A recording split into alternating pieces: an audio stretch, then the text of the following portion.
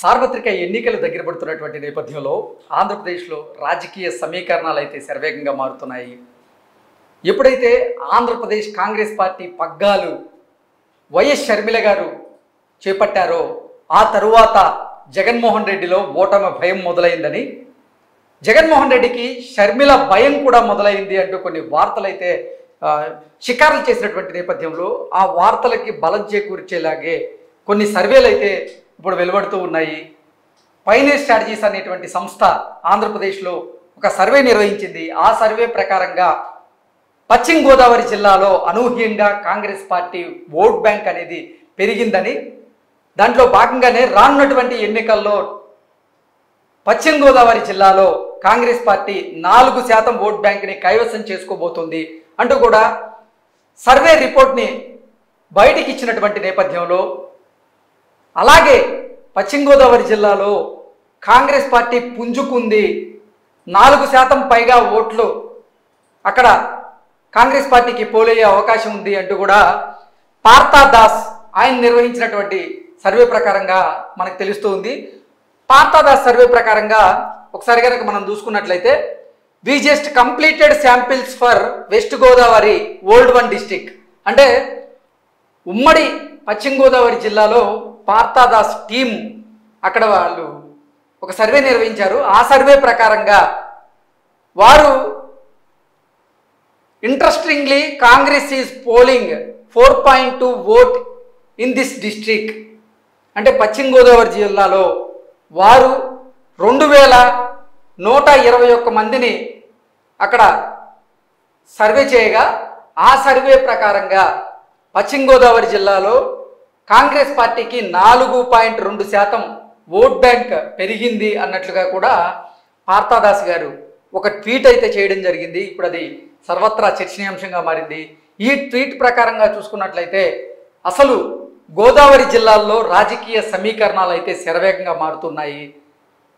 అధికార పార్టీకి ఇది మింగుడు పడడం లేదు. జగన్మోహన్ రెడ్డి పార్టీ నేతల్ని కాంగ్రెస్ పార్టీ, అలాగే కాంగ్రెస్ పార్టీ అధ్యక్షురాలు, అంటే ఆంధ్రప్రదేశ్ కాంగ్రెస్ పార్టీ అధ్యక్షురాలు షర్మిల గారు భయపెడుతున్నారు అంటూ కొంతమంది విశ్లేషకులు అయితే వారి శైలిలో విశ్లేషణ అందిస్తూ ఉన్నారు. దానికి ఊతం పట్టేలాగా ఇది కూడా ఉంది. అలాగే పైనీర్ స్ట్రాటజీస్ అనేటువంటి సంస్థ నిర్వహించినటువంటి సర్వే ప్రకారంగా కూడా పశ్చిమ గోదావరి జిల్లాలో, అలాగే ఓవరాల్గా ఆంధ్రప్రదేశ్ రాష్ట్ర వ్యాప్తంగా కూడా కాంగ్రెస్ పార్టీ 3% ఓట్ బ్యాంక్ని కైవసం చేసుకోబోతుంది రానున్నటువంటి ఎన్నికల్లో అంటూ కూడా ఈ పైనీర్ సర్వేస్తో పాటుగా ఎన్నో రకాల సర్వేలు కూడా వస్తూ ఉన్నాయి. ఈరోజు అధికార వైసీపీకి చెందినటువంటి పి గన్నవరం అసెంబ్లీ నియోజకవర్గం సిట్టింగ్ ఎమ్మెల్యే చిట్టిబాబు కూడా అధికార వైసీపీని వీడి ఆయన కాంగ్రెస్ పార్టీలో చేరారు. ఆయన కాంగ్రెస్ పార్టీలో చేరడంతో కూడా అక్కడ ఓట్ బ్యాంక్ పెరిగే అవకాశం ఉంది అంటూ కూడా కొంతమంది రాజకీయ విశ్లేషకులు అభిప్రాయాన్ని వ్యక్తం చేస్తున్నటువంటి నేపథ్యంలో, అసలు పశ్చిమ గోదావరి జిల్లాలో అలాగే ఇతర జిల్లాల్లో కూడా కాంగ్రెస్ పార్టీ పుంజుకోవడానికి కారణం జగన్మోహన్ రెడ్డి పరిపాలన. కొంతమంది వైఎస్ఆర్సీపీని వీడి కాంగ్రెస్ పార్టీకి వెళ్తున్న వారందరూ కూడా వారు కాంగ్రెస్ పార్టీ మూలాలు ఉన్నవారే. సో అసలు వైఎస్ఆర్సీపీలో ఉన్నటువంటి చాలామంది నాయకులు కాంగ్రెస్ పార్టీ నుంచి వచ్చిన వాళ్ళే, వాళ్ళందరూ మూలాలు కాంగ్రెస్ పార్టీలోనే ఉన్నాయి అంటూ కూడా కొన్ని ఆరోపణలు ఇంతకుముందు వచ్చిన నేపథ్యంలో ఆరోపణలకు బలం చేకూర్చేలాగే కాంగ్రెస్ పార్టీ నుంచి ఎవరైతే వైఎస్ఆర్సీపీలోకి వచ్చారో వాళ్ళందరూ కూడా మళ్ళీ కాంగ్రెస్ పార్టీలోకి వెళ్లేందుకు ప్రయత్నం చేస్తున్నారు అనేలాగా వార్తలు ఉన్నాయి. పి గన్నవరం అసెంబ్లీ నియోజకవర్గానికి చెందినటువంటి సిట్టింగ్ ఎమ్మెల్యే చిట్టిబాబు కూడా ఆయన రానున్నటువంటి ఎన్నికల్లో కాంగ్రెస్ పార్టీ నుంచి పి గన్నవరం అభ్యర్థిగా పోటీ చేయబోతున్నారు. ఆయనతో పాటుగా మరికొంతమంది నేతలు కూడా వైఎస్ఆర్సీపీ నుంచి బయటికి వెళ్లేందుకు సిద్ధంగా ఉన్నారు అంటూ కూడా కొన్ని వార్తలు వస్తున్నటువంటి నేపథ్యంలో ఈ అంశానికి సంబంధించి మనతో మాట్లాడేందుకు టీడీపీ అధికార ప్రతినిధి సూర్యదేవర్ లత గారు మనతో ఉన్నారు. లత గారితో మాట్లాడు. లత గారు హాయ్ అండి. లత గారు, ఎన్నికలు దగ్గర పడుతున్న నేపథ్యంలో ఆంధ్రప్రదేశ్లో రాజకీయ సమీకరణాలు అయితే శరవేగంగా మారుతున్నాయి. ఇప్పుడు మనం చూసుకున్నట్లయితే ఉమ్మడి పశ్చిమ గోదావరి జిల్లాలో కాంగ్రెస్ పార్టీ అనూహ్యంగా పుంజుకుంది. కాంగ్రెస్ పార్టీ పుంజుకోవడానికి కారణం జగన్మోహన్ రెడ్డి వైఖరి అంటూ కొంతమంది చెప్తూ ఉంటే, లేదు షర్మిల గారి వల్లే కాంగ్రెస్ పార్టీ పుంజుకుంటుంది అంటూ కూడా మరికొంతమంది చెప్తూ ఉన్నారు. ఏదేమైనప్పటికీ పి గన్నవరం అసెంబ్లీ నియోజకవర్గం సిట్టింగ్ ఎమ్మెల్యేగా ఉన్నటువంటి చిట్టిబాబు ఆయన వైఎస్ఆర్సీపీని వీడి ఇప్పుడు కాంగ్రెస్ పార్టీలో చేరి పి గన్నవరం నుంచి కాంగ్రెస్ పార్టీ అభ్యర్థిగా పోటీ చేయబోతున్నారు. ఏంటి అసలు రాష్ట్ర వ్యాప్తంగా కాంగ్రెస్ పార్టీ నిజంగా బలం పుంజుకోవడానికి కారణం జగన్మోహన్ రెడ్డి ప్రభుత్వ పాలనే అంటే ఏం చెప్తారు? ఖచ్చితంగా దీనిలో కుటుంబం దగ్గర నుంచి స్టార్ట్ అయిపోయింది.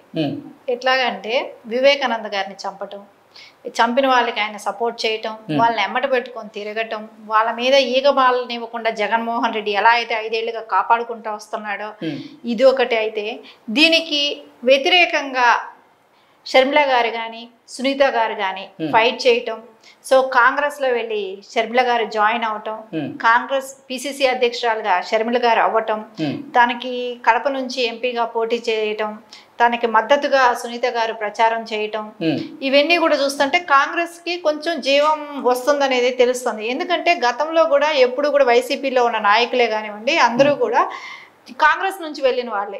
ఎందుకంటే కాంగ్రెస్ ఖాళీ అయింది కాబట్టి అప్పుడు స్టేట్ డివిజన్ దీని మూలాన సో అందరూ కూడా వైసీపీకి వెళ్ళారు. ఆ వెళ్ళిన వాళ్ళు ఇప్పుడు భవిష్యత్ అంధకారం లాగా కనపడుతుంది. ఎందుకంటే దీనిలో డెవలప్మెంట్ లేదు. వైసీపీ ప్రజల్లోకి వెళ్ళాలంటే చెప్పుకునేదానికి ఏ రకమైన అంశంలోనూ దేనిలోనూ కూడా ఒక అభివృద్ధి అనేదే కానివ్వండి ఎక్కడ ఏది కనపడకపోవటం, అట్లీస్ట్ సొంత బాబాయ్కే రక్షణ లేకుండా చేశాడు, వాళ్ళని చంపిన వాళ్ళని కూడా ఇంతవరకు అరెస్ట్ చేయనివ్వలేదు. ఇవన్నీ కూడా వ్యతిరేకత రావటమే కానివ్వండి. దాని తర్వాత షర్మిల గారు దీన్ని ప్రజల్లోకి బాగా గట్టిగా తీసుకెళ్లటం, హంతకులకు కొమ్ముగాస్తున్నాడు జగన్మోహన్ రెడ్డి, సొంత కుటుంబానికే న్యాయం చేయలేనాడు ప్రజలకే న్యాయం చేస్తాడు అనటమే కానివ్వండి. ఇదంతా ప్రజల దృష్టిలో కానివ్వండి మొత్తం నిజమే అనిపిస్తుంది. కుటుంబంకే న్యాయం చేయనాడు, రేపు పొద్దున మనల్ని ఎవడు చంపినా కూడా దిక్కు దివానం లేదు ఈ స్టేట్లో అనేది ప్రజలకు కూడా అనిపిస్తుంది కదా. ఆ అనిపించడంతోనే కానివ్వండి వాళ్ళు ఎందుకంటే లోకల్గా ఉన్న నాయకులకి తెలుస్తుంది ప్రజల నాడి ఎలా ఉంది ఏంటి అనేది. దానికి ఖచ్చితంగా వాళ్ళకి అనిపిస్తుంది జగన్మోహన్ రెడ్డి అట్టర్ ఫ్లాప్ అయ్యాడు, సో ఆయన మూలాన ఇంకా రాజకీయ భవిష్యత్తు మనకందరికీ కూడా అంధకారంగా తయారవుతుంది. సో మనకి ఇప్పుడు బెటర్ ప్లాట్ఫామ్ కావాలి, మనం అందరం కూడా కాంగ్రెస్ నుంచి వచ్చిన వాళ్ళమే కదా, సో మనం కాంగ్రెస్కి వెళ్దాం, కాంగ్రెస్కి వెళ్ళి మనం అవకాశాలు ఇప్పుడు ఎవరైతే ముందు వెళ్ళిన వాళ్ళకి కొంచెం ఆప్షన్స్ కూడా ఉంటాయి కాబట్టి అది కూడా ఎలక్షన్ వస్తుంది కాబట్టి సో వాళ్ళకి సీట్లు ఇప్పుడు సిట్టింగ్ ఎమ్మెల్యేలు కూడా అందరూ వెళ్ళి దానిలో పోటీ చేయాలనుకోవటమే కానివ్వండి. సో వాళ్ళకి అవకాశం కోసం ఎదురు చూశారు, కరెక్ట్గా అవకాశం వచ్చింది, సో జాయిన్ అవుతున్నారు. ఇప్పుడు ఎవరు ఓట్ బ్యాంక్ చీలుతుంది ఇక్కడ అనుకున్నప్పుడు డెఫినెట్ గా వైఎస్ఆర్సీపీ ఓట్ బ్యాంక్ అయితే చీలిపోతుంది. ఎందుకంటే వాళ్ళకి ఎవరు కానీ కాంగ్రెస్ సింపతి పరులు ఓట్లే కానీ ఇది వరకు వచ్చింది. సో తెలుగుదేశం క్యాడర్ కానీ తెలుగుదేశం కానీ ఎప్పుడు స్ట్రాంగ్ గా ఒక పక్కే ఉంటది. సో ఇంకొంచెం 10% 15% ఏదైనా ఉందనంటే అది ఖచ్చితంగా డెవలప్మెంట్ ఎవరు చేస్తారు, అభివృద్ధి ఎవరితో బాగా అవుతుంది, ఇవన్నీ ఆలోచించి వేసే వాళ్ళు ఖచ్చితంగా నారా చంద్రబాబు నాయుడు గారికి వేస్తారు. ఎందుకంటే ప్రజల్లో సూపర్ 6 కానివ్వండి, ఆయన తీసుకొచ్చిన రేపొద్దున వృద్ధులకు పెన్షనే కానివ్వండి, వాలంటరీలకి 10,000 ఇస్తానంటమే కానివ్వండి, వికలాంగులకు 6,000 అంటాం కానివ్వండి, ఇవన్నీ చూస్తుంటే మనకు ఖచ్చితంగా నారా చంద్రబాబు నాయుడు గారు అయితేనే మనకు అభివృద్ధి అనేది తెలుస్తుంది. కాబట్టి వాళ్ళకి ఖచ్చితంగా 10-15% ఎప్పుడు అటు ఇటు ఉన్న పశ్చిమ గోదావరి జిల్లాలో పెరిగినటువంటి 4.2% కూడా వైఎస్ఆర్ కాంగ్రెస్ పార్టీ నుంచి చీలి కాంగ్రెస్ పార్టీ వైపు మళ్ళీ అవకాశం ఉంది అనేది చెప్తారా? ఖచ్చితంగా వైఎస్ఆర్సీపీ ఓట్ బ్యాంక్ ఏదైతే ఉందో అదంతా ఇప్పుడు కాంగ్రెస్ కి షిఫ్ట్ అవుతుంది.